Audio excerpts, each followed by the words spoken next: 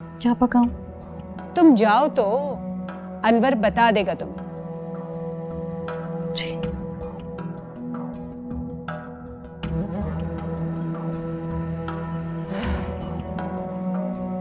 जब आपकी बात हो गई है इंस्पेक्टर से, तो आप इस सौगात को घर से निकाल के बाहर क्यों नहीं करती? चली जाएगी ये यहाँ से, बल्कि मैं तो क्या निकालूंगी, ये खुद तौबा करके जाएगी यहाँ से। I really hope ऐसा ही हो। पता नहीं फहद को होश क्यों नहीं आ रहा, अभी तक कोई कॉल नहीं आई। सारा तुम परेशान मत हो, फहद ठीक हो जाएगा। जाहिर है उसका ऑपरेशन हुआ है, इतनी मेडिकेशन होती है तो होश जरा देर से आता है। अल्लाह करे सब ठीक हो जाए। सब ठीक हो जाएगा, मत परेशान हो।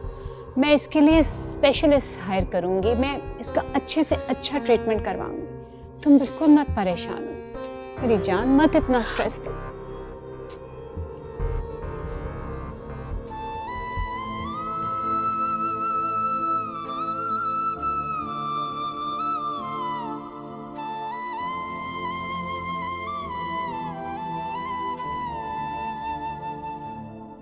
क्या कह दिया फूफो ने? जो आते ही मुंह लटका के बैठे हुए हो? नहीं, उन्होंने तो कुछ भी नहीं कहा। वो तो मुझसे बहुत प्यार करती हैं। जानती हूँ बहुत अच्छी तरह कितना प्यार करती है तेरी फूफो तुझे। लड़की उठा के गैरों में दे दी और मुझे हवा भी नहीं लगने दी। मुझे एਵੇਂ लारे में रखा और पता भी नहीं चलने दिया। झट मंगनी और पट ब्याह कर दिया। बताया तो था आपको, आप भूल भी जाती हैं। मैं नहीं भूलती बेटा, तुम भूल जाते हो हर बात को। आज फिर फूफी ने बुलाया और दौड़े दौड़े चले गए चाकरी करने। वो लोग घास नहीं डालते हमें, और तुम्हें कोई शर्म हया ही नहीं है। आपको पता ही है ताबीर किस हाल में। किस हाल में क्या मतलब? जो उसने चाहा वो उसे मिल गया।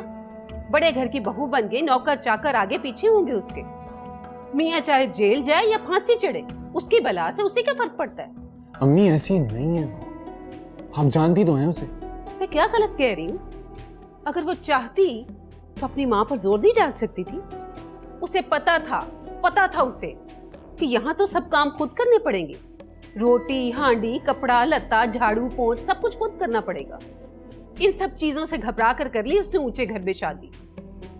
मेरी औलाद की तरह नहीं आजकल के सीधे साधे बच्चे। और फिर उसकी माँ ने ये सोचा होगा कि बेटी तो मेके में जॉब करती है, ससुराल में जाकर ये सब कुछ क्यों करे? ऐसा सोचते हैं आजकल के लोग। अम्मी प्लीज। क्यों? अजान, अजान।